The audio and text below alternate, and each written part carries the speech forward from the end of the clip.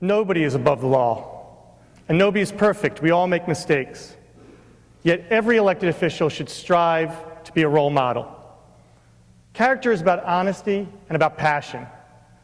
Character is about standing up for the most vulnerable among us, the poor, the disabled. Character is about fighting to get special interest money out of politics. Character is about fighting for minorities who have been disenfranchised by voter ID laws, who are unfairly targeted by racial profiling. Character is about fighting against child abuse, domestic violence, and sexual assault. Character is about proposing legislation to end sexual harassment on college campuses.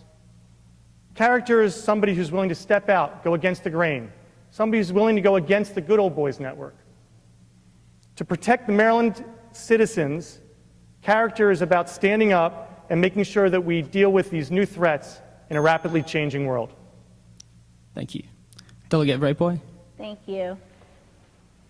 You know, one of the, as I think I mentioned it in my opening, that, you know, this office, the Office of the Attorney General, really is that protector of justice for all people who live or even who visit the state of Maryland. And that person must have the ability to put the interest of people over the interest of politics. And throughout my career, I have demonstrated that ability. You know, I don't just go along with the party just because my party happens to be in the majority. I go along with what I believe is right and fair and just. And then I will stand up for those principles. Again, on the issue of the HBCUs, I informed the governor that it would be unwise to continue to defend the state's position in that lawsuit. We held a rally. We brought students from all over the state, black and white, because the reality is everybody cares about justice. Just because something might not be impacting that person, they are still their brother and sister's keeper. And so everyone in this room and everyone around our state cares about what happens to their neighbor. And so the Attorney General can't be about just making the politicians happy.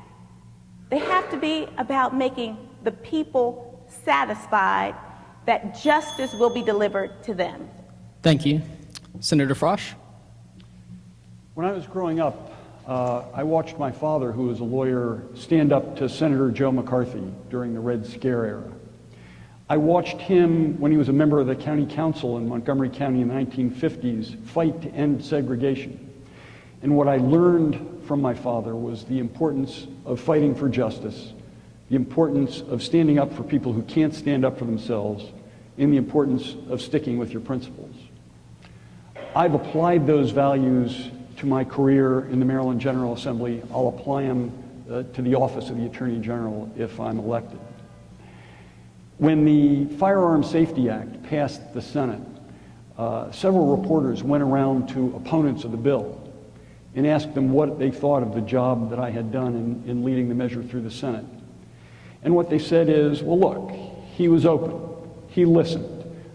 He didn't always agree with us. He compromised on some of the areas that he felt he could compromise, but he was fair. Those are the principles that I'll bring to the office of the Attorney General.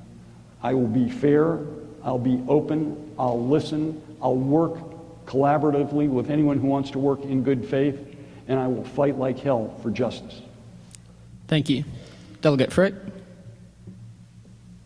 Well, certainly the Attorney General of the state has an obligation to follow the Constitution, follow the laws the legislature has written. The AG has an obligation to defend the state and implement the laws. But the Constitution gives us, the voters, the choice through an election. That's how we pick our AGs. The AG is not somebody who's supposed to just check their values and their passions and their feelings at the door.